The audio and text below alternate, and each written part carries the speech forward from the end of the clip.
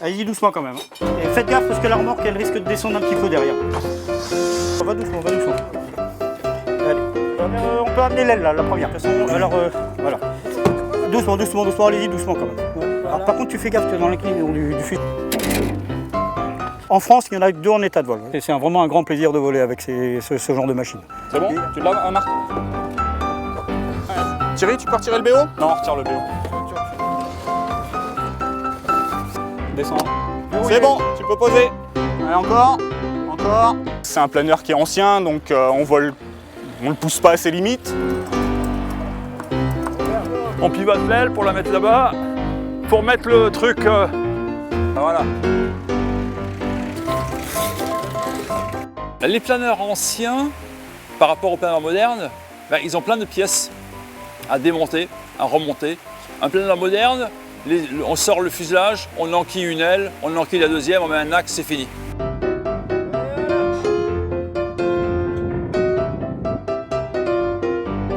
Ça secoue un peu, mais c'est bon.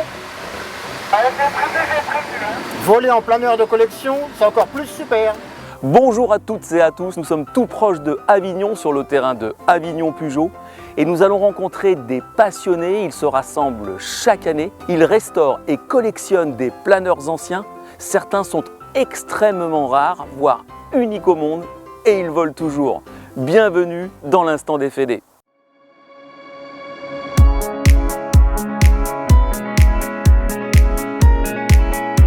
Dédale était le père d'Icare.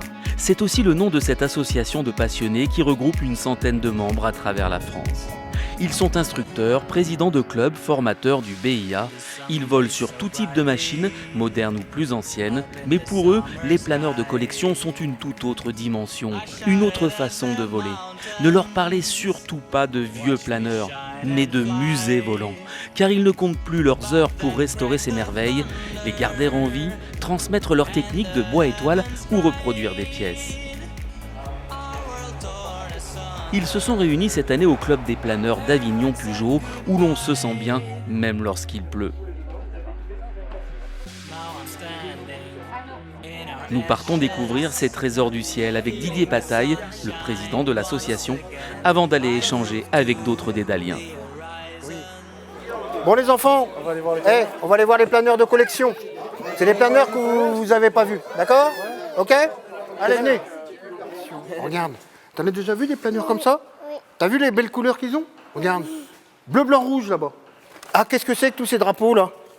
Ça c'est France. Ouais, voilà. À toi, ce planeur-là, il était dans tous ces pays-là. Je vais te montrer, c'est un planeur un peu bizarre. C'est un planeur où on monte l'un à côté de l'autre. Hop! Voilà. Et voilà les pilotes. Voilà. Alors vous voyez, vous êtes assises l'une à côté de l'autre. Et comme ça, pour apprendre, c'est plus facile parce qu'on peut discuter entre nous. Alors par contre, il n'est pas en plastique celui-là. Il est en bois. Donc vous êtes monté dans un planeur de collection. Ça vole bien aussi. Hein. Alors regarde, ce planeur-là, il n'a même pas de bulle au-dessus. Regarde, tu as la tête dehors. Tu vois? Donc il est encore plus ancien celui-là, le planeur. Là, il n'y a pas de verrière. Tu vois, le pilote, il a la tête dehors. Voilà. Il prend l'air. Et puis le planeur qui est au fond là-bas, c'est le seul au monde qui vole. Un Milan, c'est la copie du Vaille allemand. D'accord? C'est le seul au monde en état de vol.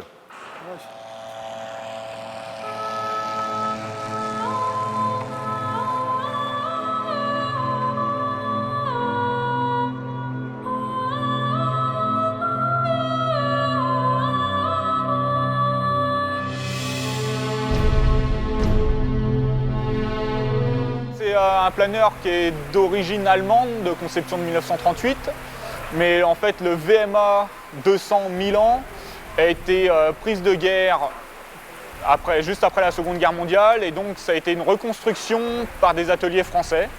Et donc, sur les 32 qui ont été construits donc de VMA français, c'est le seul qui est en état de vol pour le moment. En fait, on voit sur la dérive, c'est Monsieur Collet. Donc, en fait, dans les années 70, quand les planeurs plastiques sont vraiment arrivés en masse dans les clubs, les bois étoiles étaient largement dépassés, surtout les Milan, tout ça était très vite dépassé. Et donc, pour faire de la place dans les clubs, le plus simple, c'était de les pousser devant le hangar et d'y mettre une allumette.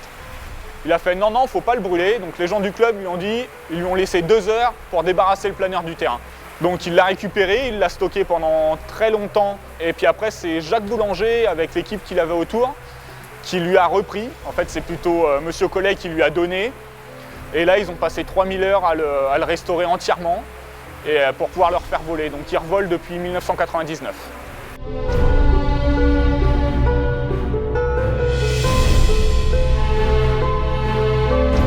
C'est vraiment des pilotages à l'ancienne avec beaucoup de lacets inverses, roulis induits. Donc c'est un pilotage qui demande un peu plus de technique que d'autres planeurs en fait. Donc à chaque fois qu'on met un coup d'aileron, le nez veut partir complètement de l'autre côté. La dérive est énorme, mais au final pas assez grosse pour contrer tout ça. Donc des fois ça nous arrive de piloter vraiment juste avec les effets inverses.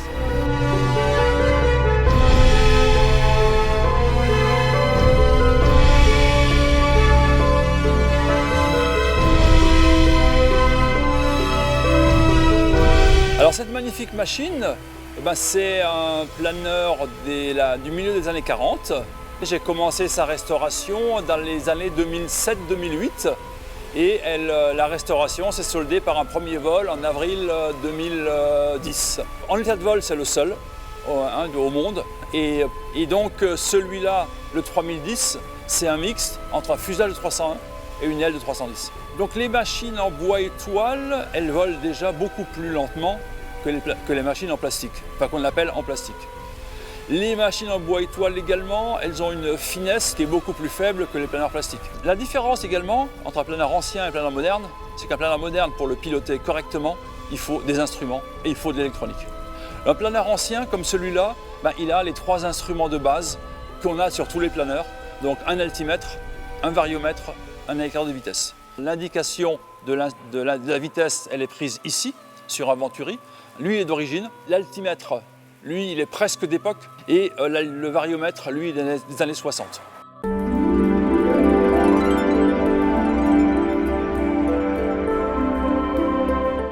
C'est une maison, c'est une Carmam M100 S. C'est un planeur standard des années 60. Celle-ci est de 64. Il y en a eu 80 de fabriqués. Sur les 80, il y en a peut-être une petite dizaine encore qui existent en France, je pense.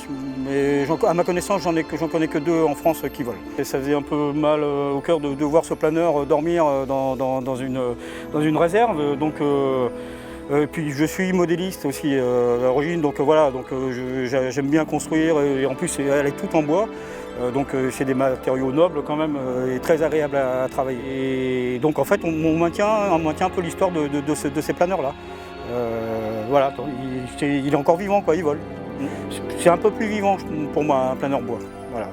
Un peu plus vivant, c'est un peu plus sensible au vent parce que c'est plus léger.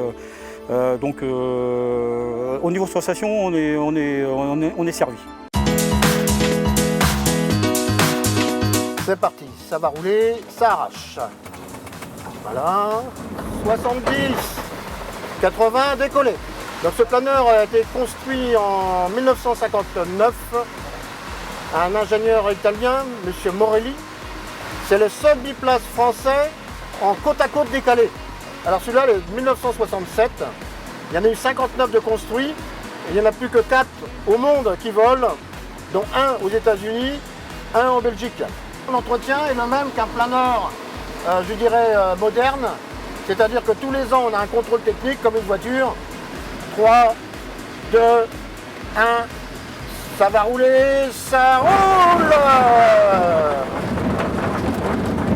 Voilà, Kiss Landing.